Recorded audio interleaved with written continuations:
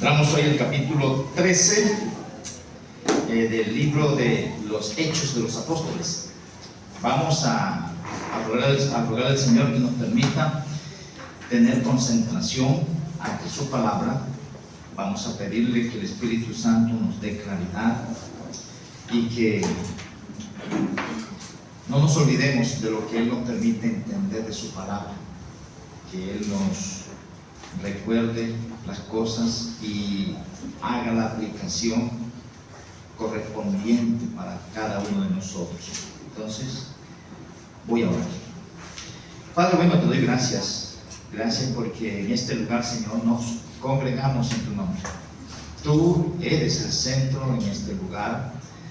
Tú debes ser el centro de nuestras vidas, Señor. Tú debes ser el centro en cualquier lugar donde nosotros estemos, Señor. Pero de manera particular y especial, nos congregamos en este lugar para cantar para ti, para expresar a través de los cánticos, de los himnos, Señor, nuestro reconocimiento a tu persona, lo que tú eres, lo que tú haces a nuestro favor, Señor. Nos congregamos aquí para darte gracias por soportar, Señor, nuestros desvíos, nuestros pecados, sin tratarnos, Señor, de manera severa. Te damos gracias porque tu misericordia sobrepasa nuestros abusos. Tu misericordia, Señor, nos cobija de tal manera que nosotros disfrutamos lo que disfrutamos, no porque lo merecemos, sino porque tú, en tu misericordia, nos concedes esas cosas, Señor. Y que en muchos casos, Señor, al hacer análisis personal, nos avergonzamos de que nos trates de la manera como nos tratas, a pesar de nosotros, Señor.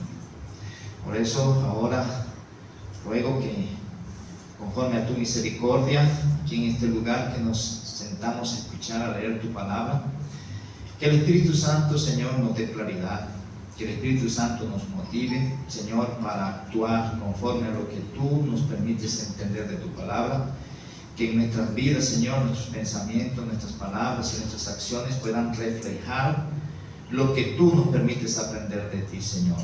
Tú nos comunicas palabras de vida, haz que ellas se transformen en vida en nosotros, Señor. Te pido esto, dándote gracias. Amén.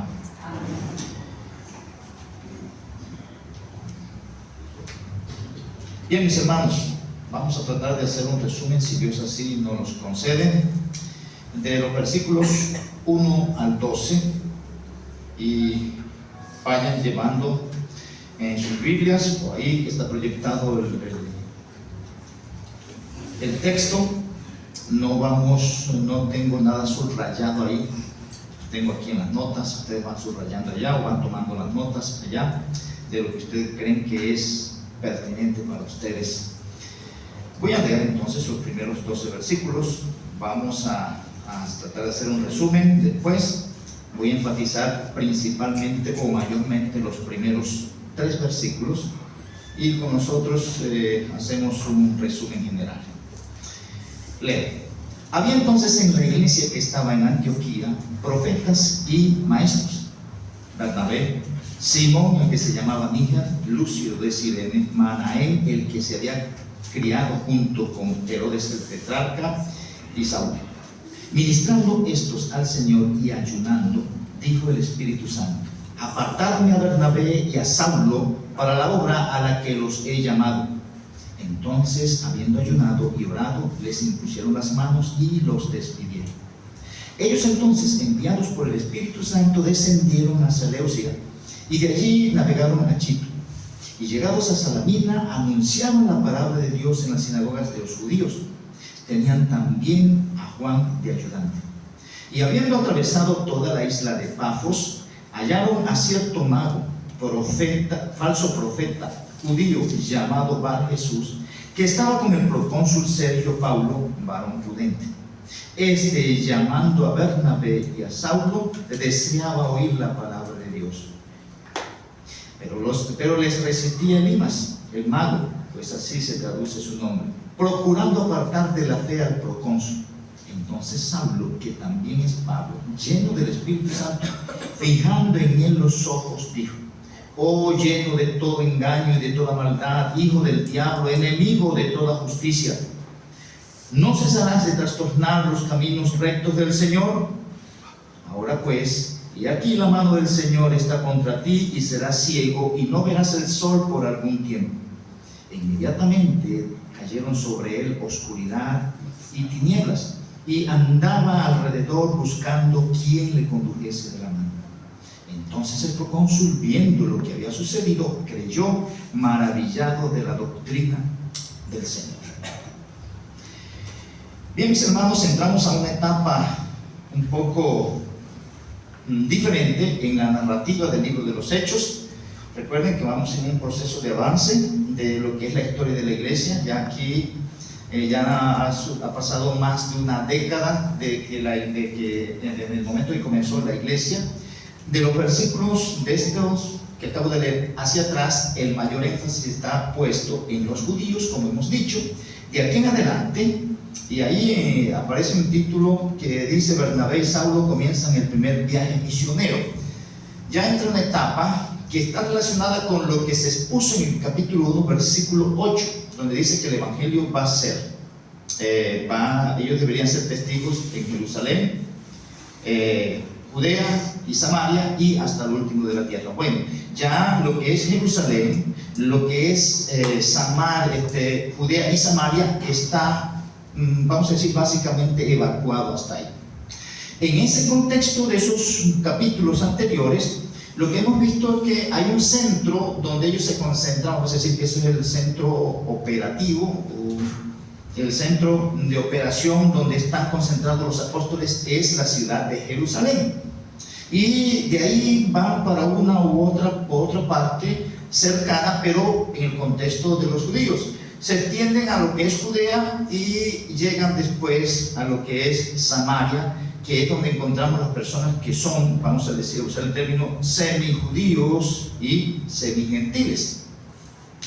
En eso, el evangelio ha sido expuesto de manera contundente y con énfasis particular en lo que es la exposición de que Jesucristo ya vino y que el Mesías ya está entre ellos, que era lo que tenían que entender los judíos y aceptarlo. Ya eso se dio ahí, en esos capítulos anteriores. Vamos a ver que sí, se sigue hablando a los judíos también, pero el énfasis principal y particular y mayor que se va a dar es con respecto a los gentiles. Entonces, tenemos ya los capítulos 1 al 12, la evacuación del evangelio hacia los judíos de manera oficial. En Jerusalén se cumplió el asunto, Judea y Samaria, ahí ya ellos van a salir. El personaje que más se menciona, el personaje principal en esos capítulos es el apóstol Pedro. Ya de aquí en adelante, ya el centro de operación va a ser la ciudad de Antioquía, y de ahí van a comenzar a salir para otros lugares, pero ese es el centro de operación ya del proyecto misionero que tiene Dios con su iglesia, y se va narrando en ese contexto. Entonces, nosotros vemos que en los capítulos 1 al 12, los primeros capítulos, estaban los apóstoles, estaban en Jerusalén, y se mencionan allá el grupo de los apóstoles. Aquí, al iniciar este capítulo 13, inicia hablando de un grupo de líderes, y esto no lo podemos asociar allá. Se habla en el ministerio para Jerusalén y Judea y Samaria, se habla de los apóstoles. Aquí se habla de un grupo particular donde, cuando uno analiza, no hay apóstol. Metemos ahí a Pablo como apóstol, pero en sí él no hace parte del grupo de los apóstoles que fueron establecidos en los 12 primeros. Después entendemos que este es el que él vino a ser apóstol, como él mismo lo expresa, que el Señor Jesucristo lo estableció como un apóstol. Pero los personajes que se presentan ahí no son apóstoles en sí. Si usamos la narrativa de lo que está expresado en los primeros capítulos, Pablo no hace parte del grupo de esos 12 apóstoles. Los que están mencionados ahí, Bernabé, Simón, ninguno de ellos están en ese contexto. Pero la relación que vemos es que allá, cuando se iba a hacer ese ministerio en Jerusalén y a los judíos, hay un grupo particular. Cuando se va a comenzar el ministerio oficial hacia las naciones, hacia los gentiles, hay un grupo particular. En el grupo anterior, el capítulo 12 de los apóstoles, no se dan tantos detalles de estas personas que son que están allá, son personas que Cristo mismo escogió. Aquí, sin duda que la escogió Cristo. Ellos tuvieron su forma de entender cómo escoger a estas personas que van a estar aquí. El asunto es que aquí son identificados.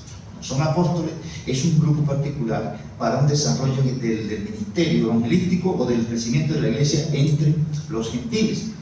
Aquí ya el personaje principal va a ser, hasta el capítulo 28, el apóstol Pablo. Entonces, capítulo 1 al capítulo 12, el personaje principal, Pedro. Capítulo 13 hasta el 28, el personaje principal, Pablo. Pedro en el ministerio a los judíos y Pablo en el ministerio a los gentiles. Eso está claro, eso lo vamos a ir desarrollando y es bueno porque de aquí adelante ya va a reflejarse más cosas que van a permanecer y al mismo tiempo van a irse dilucidando algunas cosas que son mezcladas con el judaísmo y que hay que luchar con esas cosas para dejarla porque se va a establecer la iglesia y no debe haber esa mezcla. Esas cosas también las vamos a ver en algunas de las cartas y en algún momento hacemos el estudio.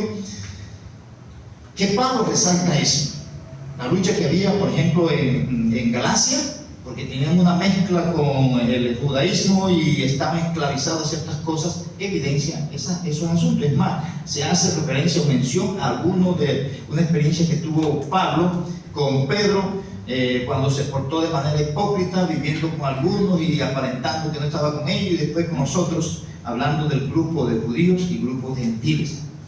Pero eso para que tengamos un contexto general. Aquí comienza entonces lo que es el primer viaje misionero, y ese viaje misionero está enfocado a ciudades, regiones, pueblos que no son netamente judíos. Sin embargo, cuando ellos llegan a cada uno de esos lugares, llegan primeramente a las sinagogas.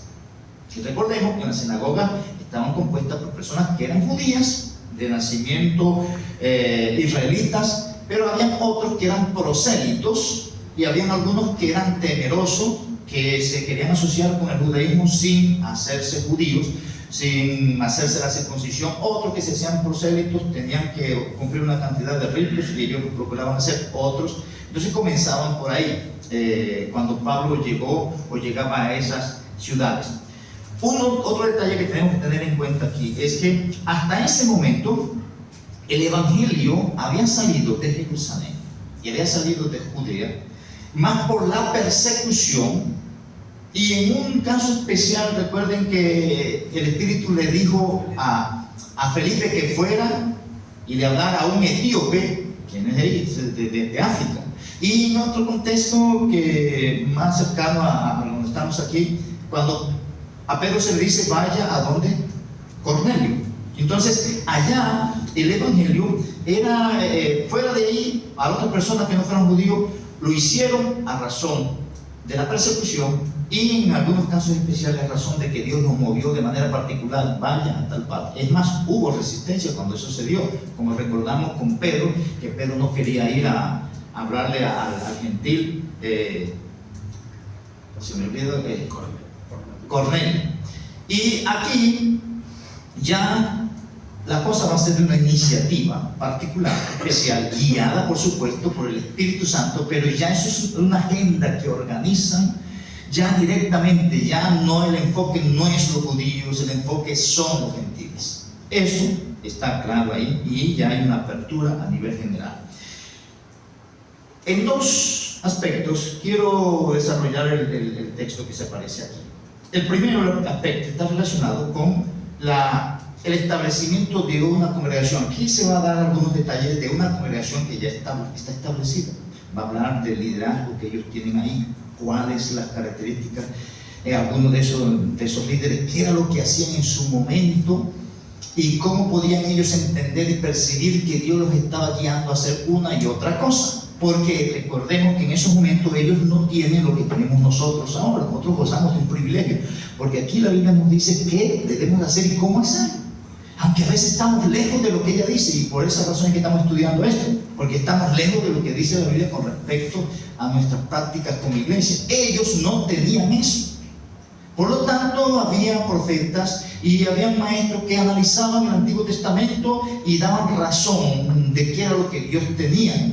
Después, cuando ya el Nuevo Testamento es escrito, ya no fueron necesarios esos profetas que fueran dando luz de algunas cosas, porque ya tenemos la palabra profética más segura. Y nosotros estamos en un contexto de privilegio, porque no tenemos que estar buscando ni acudiendo, porque Dios nos ha dado su palabra donde podemos acudir en cualquier contexto de necesidad de la vida nuestra. Bien, entramos entonces a dar un poquito de desarrollo. No voy a especificar todas las cosas, pero sí quiero resaltar algunos aspectos que nos ayudan a nosotros, que pueden hacer parte de la estructura nuestra y deberían hacer parte de nuestra estructura, y que nos van a orientar para lo que Dios tiene establecido en la iglesia como iglesia según lo que Él presenta en el Nuevo Testamento. Y es el asunto de una iglesia que está organizada, y presenta algunos de esos datos. Entonces entramos. Versículo 1. Había entonces en la iglesia que estaba en Antioquía. Entonces ya ahí se habla de manera específica de la iglesia que estaba en Antioquía. Anteriormente se habla de la iglesia, pero se habla de la iglesia general. No dice que la iglesia que está en tal parte, la que está en Jerusalén, sino la iglesia. En ese momento la iglesia tenía paz, en ese momento la iglesia era perseguida, en estos momentos, pero no hablaba de manera específica, una iglesia puntual. Aquí va a hablar de una iglesia puntual, una iglesia específica. Y una de las cosas que se evidencia aquí es que esa iglesia tenía un orden, estaba organizada. Y una de las cosas que se identifica ahí en el contexto de la organización es que una iglesia organizada, en ese sentido, tiene un liderazgo. Y ahí se habla de dos oficios particulares. Se habla de profetas y maestros. Y cuando vemos eso, no vamos a desarrollar tanto, como ya dije. Los profetas tienen vamos a decir, un ministerio de dar claridad de algunas cosas que no estaban claras en el Antiguo Testamento, o que no estaban en el Antiguo Testamento, algunos aspectos particulares del momento, como vemos ahí, en algunos casos que un profeta decía, mire, viene un hambre. Eso era algo específico en el momento particular. Y había otros tipos de cosas en los cuales Dios usó para plasmar la voluntad de Dios que ahora tenemos escrita. Nosotros vamos a ver por otros contextos, por otros textos de las Escrituras. Por ejemplo, capítulo 2 de Efesios, capítulo 20, versículo 22, dice que los que pusieron el fundamento de la iglesia fueron los apóstoles y profetas. Y cuando se habla del fundamento de la iglesia, fueron los primeros cristianos. Ya después se va a hablar de que Dios viene entonces y establece pastores, evangelistas y maestros. Se va a hablar después de ancianos, se va a hablar de diáconos. Pero en su inicio, ¿qué era lo que había? Lo que Dios estableció primero fue apóstoles.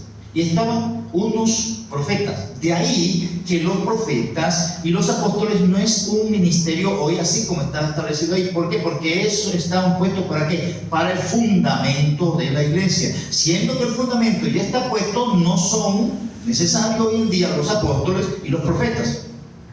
Eso está claro, ¿cierto? Entonces, para que no vamos a estar pendientes de decir que hay un profeta o que hay un apóstol. En el contexto de lo que está establecido, y pueden leer el texto, Efesios capítulo 2, versículo 22, 20 al 22 se puede leer, que Dios estableció su iglesia poniendo primero apóstoles y profetas. Estos pusieron el fundamento. Es más, después se va a aclarar en otros textos de que no se puede poner otro fundamento, el cual es Jesucristo, y esto lo pusieron los apóstoles y los profetas. Bien, otra vez, esto lo digo para que no estén pendientes de que hay un profeta por allá que me va a decir algo. No existe tal cosa. Ahora, si usted quiere ya creer eso, pues ya es su decisión perversa. Bien, versículo, entramos en algunos detalles aquí. Estamos diciendo que aquí esta iglesia organizada tiene un liderazgo, y ese liderazgo sin duda que tiene un carácter y tiene una base doctrinal, por lo que vamos a ver ahí, por la lista de los que están ahí y por lo que ellos van a hacer. Cuando nosotros vemos la lista de los profetas y maestros, ahí no está diciendo que este es profeta y este es maestro, no está diciendo que había profetas y maestros. Y da una lista de 5 personas. Es interesante que ahí, cuando uno se hace un análisis de los personajes que están ahí, quién era Bernabé, quién era Simón, el que se llamaba Níger, Lucio de Cirene, Manaén, y quién era Saulo, hay diversidad en cuanto de dónde vienen, cuál era su provisión, qué era lo que hacían, su estatus social. Hay diferencia entre ellos, y eso habla de la pluralidad, o de la variedad, perdón. Y cuando se habla de 5, habla de una pluralidad. Ahí no está hablando de un pastor de la iglesia de Antioquía, está hablando de un grupo de líderes, y por eso es que insistimos que en el contexto bíblico no existe la idea de un pastor, sino de un grupo de hombres, de ancianos que manejan la congregación. Nosotros seguimos con el desastre que tenemos, pero lo que dice la Escritura va por otro, y más adelante vamos a mirar eso con más detalles, porque es lo que presenta las Escrituras en el Nuevo Testamento. Por muy bueno que puedan ser las cosas dirigidas por un solo hombre, no es el diseño bíblico. No es el diseño bíblico. Y puede funcionar en tanto es lo que yo tengo organizado, pero cuando lo quiero aplicar a la Biblia no funciona. Y me toca entonces mantener algo que es humano para que funcione, porque puse algo humano. Pero si quiero poner algo divino, oye, tengo que destruir eso humano porque eso no pega con eso divino. Y ahí comienza. Y uno dice, bueno, cuando se comienza de la iglesia a hablar del evangelio a los gentiles, comienza a hablar de un liderazgo plural, donde no dice esto, no se habla de un poquito de pronto vamos a decir, de los dones que podían tener unos y otros, pero no dice este es el jefe, no, nada de eso. Eso es un grupo de hombres. Cuando vemos ahí, vamos a recordar un poquito, por ejemplo, de Bernabé. ¿Por qué está Bernabé ahí? Porque lo que quiero que tengamos en mente es que los que están ahí cumplían con algunas características, tenían un carácter que les permitía estar ahí. Más adelante, cuando en el Nuevo Testamento, las cartas, se habla de cómo identificar y establecer liderazgo, Dios guía, el apóstol Pablo te haga una lista. Estos son los requisitos de los que van a ser ancianos, van a ser diáconos o van a ser diáconos, obispos y ancianos, que es lo que se habla literalmente. Él dice, es necesario que ellos tengan estas características. Aquí no se habla de eso. Sin embargo, esos que están seleccionados ahí, uno va a ver, por ejemplo, si nosotros pensamos en Bernabé, recordemos que Bernabé fue aquel que es llamado en el capítulo 4 como José, que dice que tenía una propiedad y la vendió y la dio a la comunidad. ¿Para qué? Entonces, una persona que está pendiente de eso. Este Bernabé es el que lo enviaron en un momento cuando había que creyeron algunos por allá y mandaron a Bernabé. ¿Por qué mandan a Bernabé? Porque alguna en su carácter le decía que esa era la persona indicada para que fuera allá a mirar qué era lo que estaba pasando. Lo delegaron a él. Y que fuera a ver, vienen allá, dicen que hay algunos samaritanos que están creyendo, vaya a darse cuenta qué es lo que está pasando. Él, cuando lo envían, sin duda que tiene que tener algunos criterios para poder evaluar y darse cuenta que si eso era así y después llegar a dar el informe. Este fue el que, cuando los mismos apóstoles y los hermanos allá en Jerusalén no querían aceptar a Pablo porque pensaban que ese no había creído en serio, este fue el que intercedió. No, miren, él tenía su reconocimiento, tenía su respeto y tenía su capacidad. Este es el que después, cuando estaban allá en Antioquía, dijo, no, que viene el hambre. Él se fue con Pablo, decidieron colectar una ofrenda para llevarlo a los hermanos allá en Judea. Entonces, no es cualquier persona la que está ahí. Ahí se habla, por ejemplo, de Simón, que se llamaba Níger, que se habla cuando se negro literalmente. Para muchos piensan que eso hace referencia que viene del África. Y para decir que eso enfatiza la variedad que hay ahí. No se dice mayor cosa de este Simón. Algunos piensan que este es el Simón que ayudó a cargar la cruz a Cristo por un momento. Esos son cosas que cruzan con otros textos bíblicos, no vamos a, pero para que tengan un poquito de idea con respecto a esto. Se habla de Lucio, de Cirene, se habla de Manaén, que se dice que fue criado junto a Herodes el tetrarca, y cuando se habla de eso, de que fue criado junto a Herodes el tetrarca, es como si hubiese sido un hijo adoptado o adoptivo que creció junto con este, estudiaron en el mismo lugar, comieron las mismas cosas, fueron expuestos mucho a lo mismo. Y esas personas en esos contextos son personas que estaban en un nivel social alto, hablando en el contexto del mundo, cómo se hacen las comparaciones, se estratifican a las personas socialmente. Y eso para hacer referencia que en el grupo hay personas que están en un nivel económico de una forma, hay algunos que son, por ejemplo, el apóstol Pablo, que ahí se menciona como Saulo, es un rabino que tiene bastante entendimiento de la ley, él es muy celoso de la ley y tiene muchas características que llegan a compaginarse con nosotros, que no tenían esas características, y de ahí que el desarrollo entonces de la iglesia se daba por ese grupo que está ahí. No vamos a dar más detalles en cuanto a eso, aparte de que esas personas que están ahí, dice que había y eran identificadas, eran personas con las cuales los demás creyentes iban y se podían asociar a buscar ayuda, solución de alguna situación, buscar consejo, enseñanza, cualquier cosa.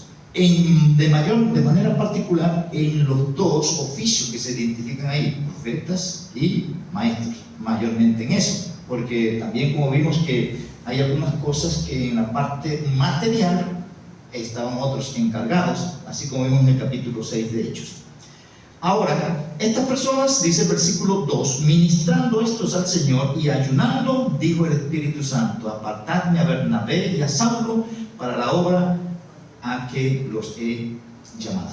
Entonces vemos que son personas que están actuando de alguna manera, son personas que están sirviendo, no son personas que quisieron, no, ellos están escogiendo a aquellos que están haciendo la labor y los están reconociendo, los reconocen como tal y los identifican y los establecen. Ahí se dice, el término que se usa ahí, ministrando estos al Señor, el término que se usa ahí hace referencia a lo que es la actividad que hace el sacerdote en el Antiguo Testamento, y es el que está como llevando una actividad de parte de los hombres para que suba al Señor. Y es como después va a ser identificado en el Nuevo Testamento, que dice que todos nosotros somos sacerdotes. Puede ser y es identificado con lo que se dice en Romanos capítulo 12, que dice que nosotros debemos presentar nuestros cuerpos como sacrificio vivo. ¿Y eso de qué? Que es una cuestión permanente. Es alguien que está a disposición de Dios. En ese contexto ellos se están desenvolviendo.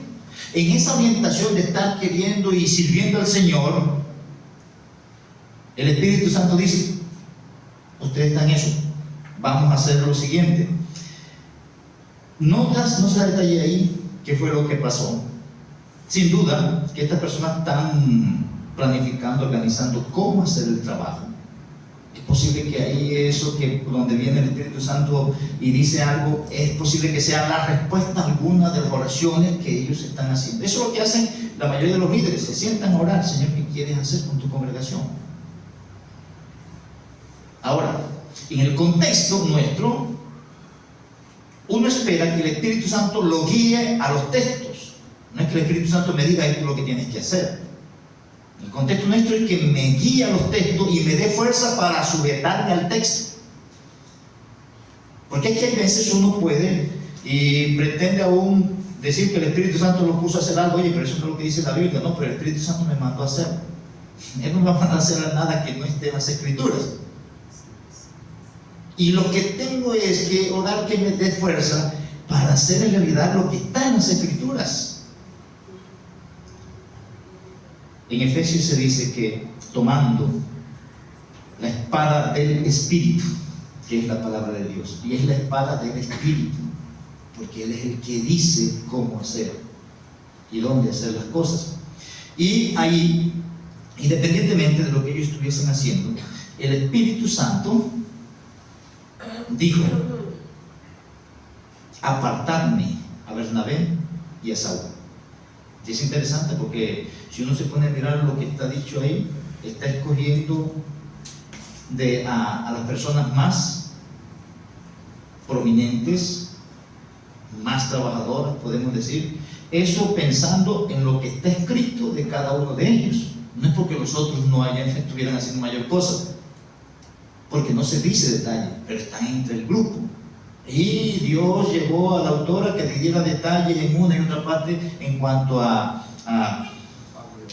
Bernabé y a Pablo, pero de esto no se dice nada.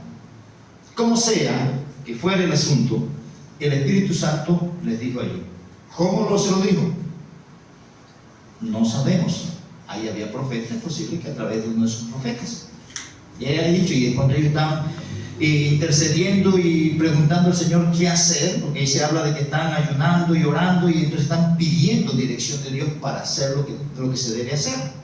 De alguna manera el Espíritu Santo les dio claridad y ellos entendieron qué es lo que tenían que hacer en su momento. Ahí dice, el término dice apartadme, y ese es un mandato. Y literalmente lo que es, pues se juntan ahí en ese término apartadme, se juntan dos palabras, pero es un mandato. Por ejemplo, apartad para mí, es la idea. Apartad para mí. Y se traduce apartadme, que es lo mismo. Apartadme. Porque podría decir apartad a fulano para que haga tal cosa. No, apartadme. O sea, y más adelante los términos que se usan después hace referencia a que, oye, déjenlo ir. Es la idea. Apartadme a Bernabé y a Saulo para la obra a la que los he llamado. Y ahí cuando se habla de la obra que los he llamado, la idea es, lo he llamado para mí mismo. Eso a ellos los tengo reservado para algo particular, en lo cual ustedes no lo van a meter. Y era claro, porque en el contexto lo que se está diciendo, tienen que salir de aquí, porque el trabajo de ellos no es una iglesia estática. Ellos van a estar en un trabajo de ¿qué? De fundar la iglesia en varias partes. No pueden estar en un solo lugar. Y eso fue lo que se dio después, donde Pablo iba y fundaba las iglesias, él establecía ancianos y después se iba por otra parte, y eso lo iba haciendo porque él no estaba en un lugar específico permanentemente en toda su vida. Él estaba en un ministerio rotativo en el contexto de las misiones que el Espíritu Santo estaba guiando en el desarrollo de la iglesia en ese momento. El versículo 3 dice: entonces, habiendo ayunado y orado, les impusieron las manos y los despidieron. El término despidieron ahí literalmente es los soltaron, los dejaron ir, porque en el fondo como que no querían y se están llevando al hombre.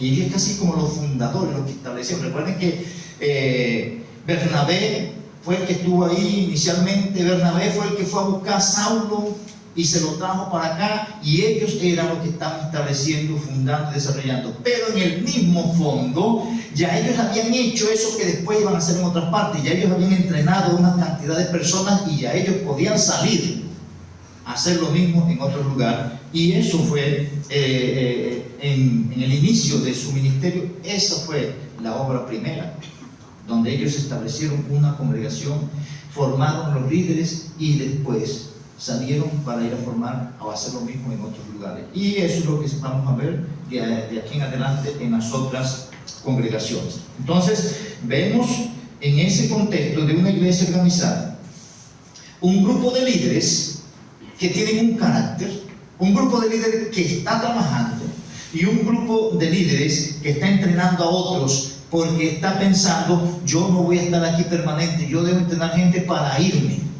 Así a la gente no le va a gustar cuando yo me vaya. pero eso está establecido así. Y la otra cosa que quiero que resaltemos aquí es que en contextos así, el Espíritu Santo tiene su forma de direccionar al liderazgo. No quiere decir que los líderes no van a cometer errores, no quiere decir que los líderes no se van a desviar. Es más, eso es lo que más hacemos, cometer errores y desviarnos. Y en su mayoría es porque estamos lejos de lo que dicen las Escrituras y tenemos nuestros propios proyectos personales con la iglesia del Señor, y es lógico que vamos a estar errando al blanco, es lógico. Pero aquí el Espíritu Santo de alguna u otra forma direcciona a su iglesia a través de los líderes. De alguna u otra forma, en el contexto nuestro, como he dicho, tenemos el privilegio, aparte de tener el Espíritu Santo, de tener revelación bíblica de qué hacer y cómo hacer las cosas en la iglesia de Dios. Que inventemos algo paralelo a eso es parte de nuestra perversión, pero no es porque no tengamos las alternativas que Dios ha puesto. Vemos ya después en el capítulo, versículo 4 en adelante, ahí vemos lo que es un ejemplo de oposición y resistencia que se da en cualquier proyecto de una congregación o cualquier proyecto misionero o en cualquier actividad en la iglesia, no importa cuál sea la iglesia. Y vemos algunos detalles ahí con respecto a eso, pero la idea de esto es que ellos encomiendan o ellos emprenden una gira misionera y va a haber la resistencia y hay que superar o enfrentar cualquier situación, y para eso ellos tenían orientación de Dios sobre cómo hacer la misma cosa para nosotros hoy, solamente que nosotros no estamos esperando una revelación, sino que debemos acudir a las Escrituras. ¿Qué es lo que hay que hacer en estos casos? No, la Biblia dice que hay que hacer esto. Bueno, pero si hacemos esto va a pasar tal cosa, no importa qué pase, eso es lo que dice la Biblia que hay que hacer. Y eso se va a enfatizar de ahí en adelante.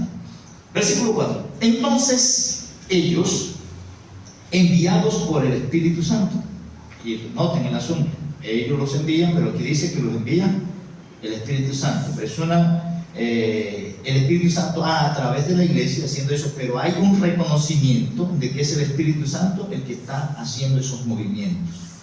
Descendieron a Seleucia y de allí navegaron a Chipre. Ahí es donde comienza el primer viaje misionero. Entonces ellos dicen, bueno, nos vamos de Antioquía, Dios nos ha llamado para fundar iglesias y vamos a comenzar por este lado, el Espíritu Santo nos está guiando que vayamos para tal parte.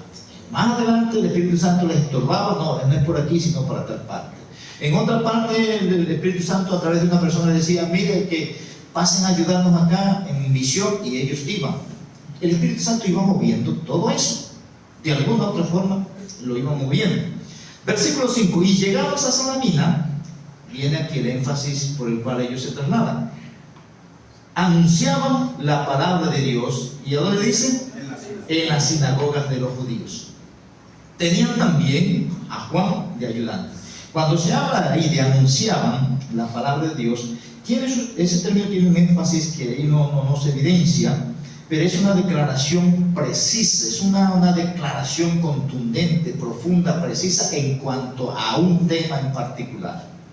Ellos eran maestros, por lo tanto ellos estaban dando claridad en esos lugares, sobre todo en la sinagoga, era dar claridad de que ajustaran lo que el cumplimiento de lo que estaba dicho en el Antiguo Testamento en cuanto al Mesías.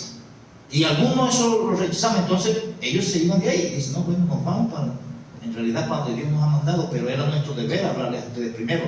Y uno de los objetivos es porque en las sinagogas también había personas que eran gentiles, que eran temerosos, y ellos estaban llamados a predicarles a estas personas también. Entonces llegan a esos lugares, dan claridad por ser maestros, dan detalles precisos de las cosas, porque ellos están leyendo eso ahí pero no lo entienden, y ellos iban con precisión en cuanto a la interpretación de lo que estaba escrito en el Antiguo Testamento y el cumplimiento de Cristo como el Mesías.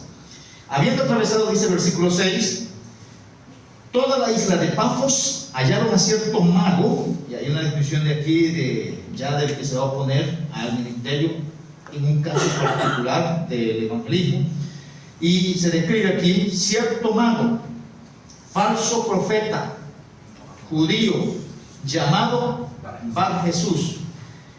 Este personaje se dice, y mire cómo lo describe aquí el autor, esta es una persona falsa, falso profeta, es un hechicero. En el contexto del Nuevo Testamento se usa el término mago para referir a varias cosas. Eso puede hablar de astrólogo en algunos momentos, puede hablar de hechicero en otros momentos, y hay algunos contextos que le va a dar a usted cuál es la precisión. Va a haber varios significados. Eso es un término que viene de la parte de los caldeos, los babilonios que usaban eso, y ellos tenían, solo podían usar, aplicar a un médico, a un astrólogo, de pronto a un sabio, a varios. Pero aquí el contexto nos hace ver que ese era falso y estaba orientado a la perversión. Ahí dice Bar Jesús, eso literalmente es hijo de Josué o de Jesús, hijo de Jesús literalmente. Ahora, eso me indica que porque Jesús era un nombre común en ese contexto, eso no era algo especial o particular, es un nombre común, Jesús. Por eso en algunas partes se tienen que decir algo para hacer diferencia, que no es Jesús el que murió en la cruz. Y el contraste que aparece de pronto con el que le acompaña, versículo 7, que estaba con el procónsul Sergio Paulo, que dice varón prudente. Entonces ese varón prudente parecía que no era tan prudente, y literalmente es un varón inteligente, ese es literalmente un varón inteligente. Pero mire de quién estaba acompañado. Estaba acompañado de este que dice que literalmente hijo de Jesús, pero más adelante va a decir que hijo del diablo. El versículo 7 de la segunda parte dice, este, llamando a Bernabé y a Saulo, dice, deseaba oír la palabra de Dios. Cuando el término se usa ahí, deseaba, es más preciso que él buscaba con un interés máximo que le diera claridad en cuanto a eso. Ahí se traduce como deseaba, pero es más, el término que se usa es buscar, y ese término buscar tiene una preposición que indica que había un interés sumo, había un marcado interés en él de escuchar la palabra, y estaba haciendo algo para conseguir. Por eso dice que él estaba buscándolo. Entonces, versículo 8, pero les resistía Elimas, el mago, pues así se traduce su nombre, procurando apartar de la fe al procónsul. Ahí viene la resistencia, y ahí se usa el término resistencia, es confrontarse tanto con el procónsul, que le podía estar dando razón, oye, estoy escuchando a Pablo y me dice esto, y él confrontaba, no, eso no es así, eso. O podía estar confrontando al apóstol Pablo cuando está haciendo su exposición. El término después que se va a usar ahí, que dice procurando apartar de la fe, eso es llevarlo a que se haga un giro. Oye, te están diciendo esto, pero eso no es así, esto va por otro lado. Y eso es una de las cosas que se está presentando, llevarlo por un lugar opuesto. Es más adelante, cuando se usa el término trastornar, es el mismo término, solamente que aquí se traduce trastornar, pero ahí se traduce como apartar. Y es cuando vas a dejar de estar molestando lo que están presentando el Evangelio, porque él estaba haciendo, confrontando a las personas que estaban interesadas, presentándole una opinión contraria. Ese es el énfasis o la idea. Procuraba entonces que el procónsul diera un giro para el lugar opuesto a lo que se le estaba presentando. El contexto evidencia que ya el hombre estaba creyendo. El contexto evidencia que ya él estaba aceptando y recibiendo lo que Pablo y Bernabé le está diciendo. Pero acá, y era lógico porque él recibía un pago por estar al lado de este hombre como un consejero. Y al tener la luz del Evangelio ahí, ya eso iba a cambiar. Versículo 9. Entonces Saulo, que también es Pablo, lleno del Espíritu Santo, fijando en él los ojos, dijo: oh lleno de todo engaño y de toda maldad, hijo del diablo, enemigo de toda justicia, ¿no cesará de trastornar los caminos rectos del Señor? Ese es el mismo término que estamos diciendo que es apartar. ¿Cuándo vas a dejar de estar oponiéndote y llevando a las personas que están tratando de entender el Evangelio, llevarlo por un camino opuesto? Vemos ahí lo que se da, y estoy resaltando, como dije al principio, es que eso es un caso de oposición, y que los apóstoles, en ese caso estos dos misioneros, en ese caso cualquier creyente, hay argumentos bíblicos para defender la verdad.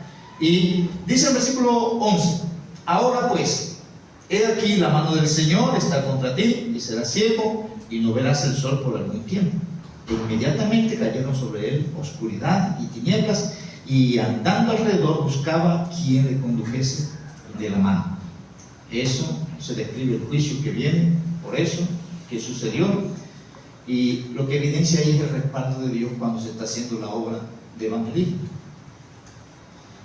Es lógico, con todo lo que se presenta en las Escrituras, que cuando se presenta el Evangelio de Dios va a haber resistencia, y las resistencias que siempre ha habido generan en los que presentan el Evangelio cierto tipo de temor, que no quieren confrontarse esas resistencias que saben que van a tener, que no quieren que lo vayan a rechazar, y hay argumentos para no hacerlo. Sin embargo, eso lo que evidencia es una confianza en uno, y no la confianza donde uno debe tenerla. Es Dios el que hace la obra, es Dios el que convence. Lo que uno tiene que estar convencido es que lo que estoy diciendo es lo que la Biblia dice, nada más eso. Porque la palabra de Dios es viva y eficaz y más cortante que toda espada de dos filos. No es mi testimonio ni es otra cosa, es la palabra de Dios. Y eso es lo que él estaba haciendo con este hombre, y aquel está rechazando, y lo que se evidencia es que este hombre está creyendo la verdad, como dice el versículo 12. Entonces el procónsul, viendo lo que había sucedido, ¿qué dice? Creyó.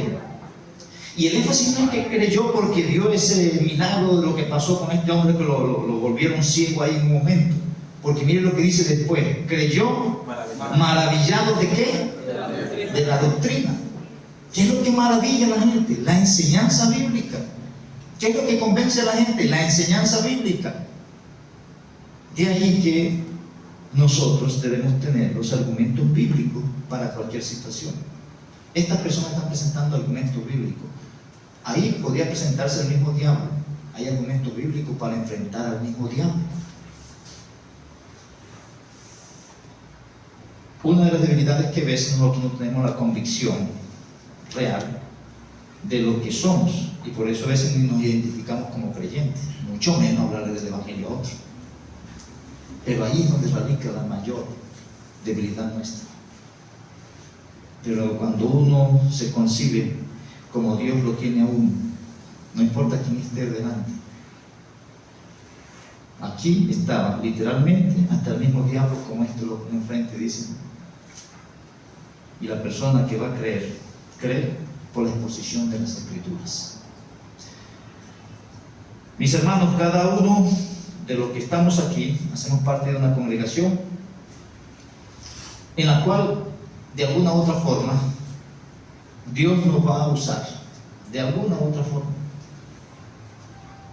A nivel, en todo el contexto, se enfatiza lo que es la extensión del Evangelio, pero de manera particular ahí se habla y se enfatiza algo específico con respecto al liderazgo de la iglesia.